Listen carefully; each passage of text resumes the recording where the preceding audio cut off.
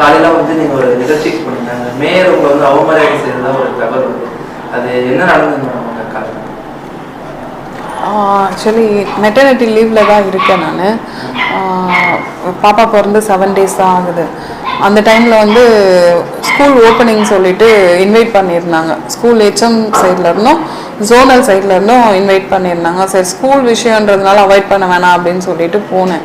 போகும்போது இவங்க மேயர் அவர்கள் என்ன பண்ணாங்க, ஃபர்ஸ்ட் ஆஃப் ஆல் வந்து அதாவது என்னை அவாய்ட் பண்ணோன்ற ஒரு மோட்டிவோடவே அவங்களோட ஆட்டிடியூட்லாம் இருந்தது.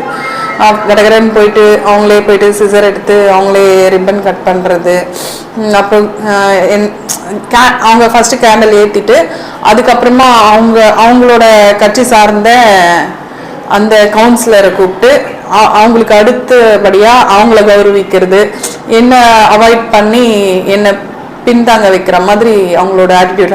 சரி, ஓகே, ஃபஸ்ட்டு ஸ்கூலு அதனால் அந்த மாதிரி இருக்குது அப்படின்னு சொல்லிட்டு நானும் ஓகேன்ட்டு அட்ஜஸ்ட் பண்ணிட்டு தான் அந்த செகண்ட் ஸ்கூலுக்கு போகணும். ஆனால் அவங்களோட பிஹேவியர் செகண்ட் ஸ்கூல்லேயும் அப்படி தான் இருந்தது.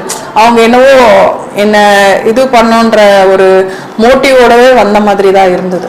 புரோட்டோகால் பிரகாரம் வந்து மேயர் குத்துவேலுக்கு ஏற்றினதுக்கப்புறம் சட்டமன்ற உறுப்பினர் ஏற்றணும். ஆனால் அவங்க வந்து என்ன பண்ணாங்க, அது அவங்கள்ட்ட கொடுத்தாங்களா வேற யார்ட்ட கொடுத்தாங்க? இல்லை, நீங்கள் அந்த வீடியோலே கிளியராக தெரிஞ்சிருக்கும். நான் வாங்க போனேன், அவங்க அதை அவாய்ட் பண்ணிட்டு என் கையை தட்டிட்டு அதுக்கப்புறமா அந்த பக்கத்தில் இருந்த அவங்க லேடிக்கிட்ட கொடுத்தாங்க. வந்து நம்ம தாவக ஆட்சி வந்து அமைஞ்சு போயிட்டு இருக்குது. இப்படி இருக்கும் மாமன்றத்தில் பார்த்தீங்கன்னா எல்லாமே டிஎம்கேவுடைய இது இருக்காங்க.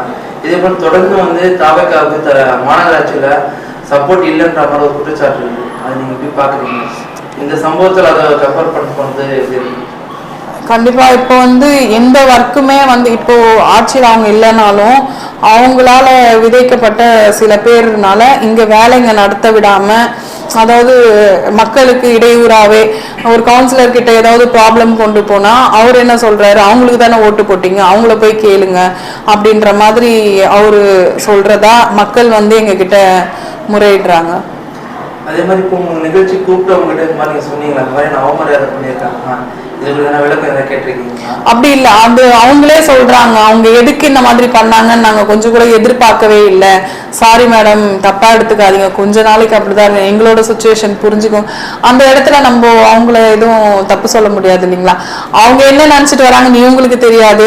அவங்க 2 பேருக்குமே ஈக்குவலான ஒரு இது தான் கொடுக்கணும்னு அவங்க நினைப்பாங்க. இவங்க பண்றதை வச்சு நம்ம அவங்கள தப்பா எடுத்துக்க கூடாது.